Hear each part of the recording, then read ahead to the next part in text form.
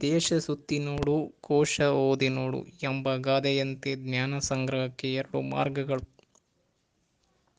ದೇಶ ಸುತ್ತುವುದರಿಂದ ವ್ಯಕ್ತಿಗೆ ಪ್ರಾಯೋಗಿಕವಾಗಿ ಜ್ಞಾನ ದೊರೆಯುತ್ತದೆ.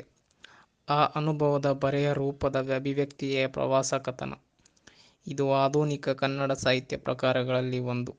ಕನ್ನಡ ಸಾಹಿತ್ಯ ಚರಿತ್ರೆಯನ್ನು ಅವಲೋಕಿಸಿದಾಗ ಸೂರಿ ವೆಂಕಟರಮಣ ಶಾಸ್ತ್ರಿ ಕರ್ಕಿ ಅವರ ದಕ್ಷಿಣ ಯಾತ್ರಾಚರಿತ್ರೆ ಕೃತಿಯೇ ಮೊದಲ ಪ್ರವಾಸ ಕಥನವೆಂದು ತಿಳಿದು ಬಂದಿದೆ.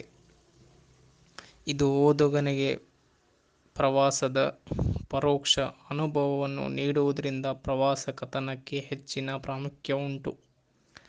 ಪ್ರವಾಸ ಕಥನಗಳನ್ನು ನಾಡಿನ ಪ್ರವಾಸ ಕಥನಗಳು, ದೇಶೀ ಪ್ರವಾಸ ಕಥನಗಳು, ಅಂತಾರಾಷ್ಟ್ರೀಯ ಪ್ರವಾಸ ಕಥನಗಳೆಂದು ಸ್ಥೂಲವಾಗಿ ವಿಂಗಡಿಸಿದೆ. ಪ್ರಕೃತ ಪ್ರವಾಸ ಕಥನ ದೇಶೀ ನೆಲೆಯದ್ದು.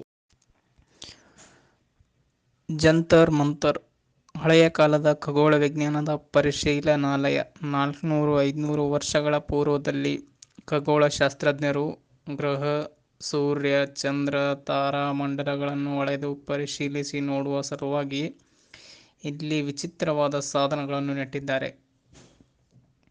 ಇಂಥ 18 ವಿಧದ ಸಾಧನಗಳ ವಿಚಿತ್ರ ರಚನೆಗಳಿವೆ. ಗಳಿಗೆ ಅಳೆಯುವುದಕ್ಕೆ, ಪ್ರತಿಯೊಂದು ತಿಂಗಳಿನಲ್ಲೂ ಸೂರ್ಯ ನಕ್ಷತ್ರಗಳ ಗತಿ ಪರಿಶೀಲಿಸುವುದಕ್ಕೆ ಏನೇನು ಏರ್ಪಾಟುಗಳಿವೆ.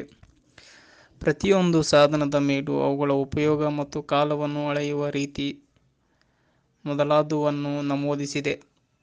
ದೂರದರ್ಶಿಯ ಸಹಾಯವಿಲ್ಲದೆ ಬರಿಗಣ್ಣಿನಿಂದಲೇ ಖಗೋಳದ ಗ್ರಹಗಳ ಗತಿಯನ್ನು ಅಳೆಯಲು ಮಾಡಿದ ಈ ಸಾಧನಗಳು ಗಣಿತಕ್ಕೂ ಸೂಕ್ಷ್ಮ ಪರಿಶೀಲನೆಗೂ ಹಿರಿಯರು ಸಲ್ಲಿಸಿದ ಕಾಣಿಕೆ.